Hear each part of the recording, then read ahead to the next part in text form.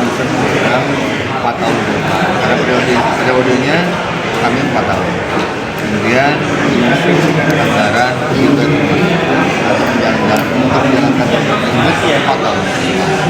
Kemudian ada pemilihan ketua. Itu agenda utama dari musyawarah. Sekarang ini musyawarah provinsi ke-12 untuk ini. Terakhir 2022 benar Pak? Sebelumnya adalah 2022. 22 benar. Ya, ini 2022 sampai 2026. Sudah kedua kali, jadi udah nggak bisa dipilih lagi. Siapa? Ada peraturan kami 2 kali maksimal. Terus perkembangan perekonomian kiat kan seperti ini Pak, gitu ya. Nah, apa saja kiat-kiat untuk menghadapi era resesi Pak? Kayaknya mulai krisis kita Pak. Iya, kita ini sudah mengalami, karena umurnya sudah, kita berdiri tahun 79. Oke, siap. Jogja saja udah sudah 44 tahun. Jadi setiap krisis kita udah lewatin. Oke. 98 dan COVID gitu ya. Jadi insya Allah Indo sudah teruji tahan terhadap semua krisis-krisis yang sudah dialami.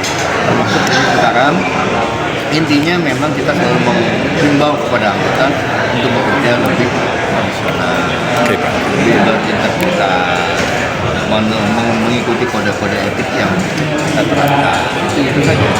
Karena kalau profesional kita pasti selamat. Kalau kiat apa untuk menghadapi menurunnya anggaran untuk konstruksi Pak? Untuk Terutama untuk APBN ya? sebenarnya sudah lama nih. Memang implikasinya terasa di Indo karena juga kita menurun. Ada anggota yang tidak tahan kemudian pindah ke usaha lain. Tapi yang lain adalah memperluas pasar. Kita memperluas pasar itu antara lain ke swasta. Yang dulunya biasanya mainnya di pemerintah, kita memperluas pasar ke swasta. Terus ada juga istilahnya KPBU, kerjasama pemerintah dan swasta. Proyek-proyek KPBU itu banyak sekarang. Terus ada lagi yang bekerja di negara lain, di lain itu juga memperluas pasar. Jadi selalu ada celah-celah sebetulnya peluang untuk mempertahankan pasar. Cuman kembali kepada kita kemauan. Pak, kaitannya dengan BBM gimana Pak? Kan tentu saja kan kosnya kita ini mulai ketar-ketir Pak kondisinya, dan kos semuanya sudah mulai naik ini Pak. Ya. Seperti apa sih kiat dari Inkindo untuk menghadapi hal seperti itu? Ya sebenarnya sama mas dengan kebijakan pemerintah, dan kita akan mengikuti efisiensi kantor-kantor kita mungkin juga akan melakukan efisiensi yang tadinya mungkin tiap hari kerja, beberapa kantor anggota kami mulai WFH? diliburkan 1 hari untuk menghemat aja efisiensi, menekan pengeluaran supaya kita bisa survive dalam krisis ini. Dan kalau pekerjaan yang sudah berkontrak tetap berjalan, karena memang harus ada komitmen kami kan. Misalnya kita punya pekerjaan di daerah Papua, walaupun mahal tiketnya, karena sudah berkontrak ya harus jalan. Karena komitmen ya? Iya, walaupun misalnya tiketnya di kontrak nggak cukup, harus kita jalan. Oke Pak. Pak, untuk proyek-proyek yang sedang ditangani, proyek apa saja dari Inkindo? Nah ini kan kedua baru. Proyek Sebenarnya banyak sekali ya. Boleh tahu Pak? Ada cipta karya, kemudian pengairan dan studi-studi. Tapi kita menambahkan penting tadi ya terkait dengan efisiensi tadi, kita mengelola atau menggunakan AI sekarang ini ya, lebih terbantu dengan adanya AI itu. AI Pak. Oke. Bisa WFA sekarang ya. Dan si tenaga ahli ini bisa di mana-mana juga. Jadi saya kira saling membantu. Dan kita tadi bidang kita ada bina marga, cipta karya, sumber daya air, dan lingkungan yang lain banyak. Masih berjalan sekarang. Kalau SDA terbanyak di pulau apa Pak yang dipegang Inkindo? semua merata. Merata. Tidak ada.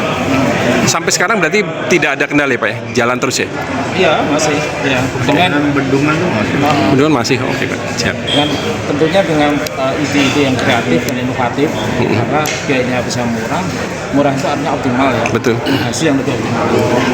Ini proyeknya sumber ya. Boleh cerita Pak? Oke.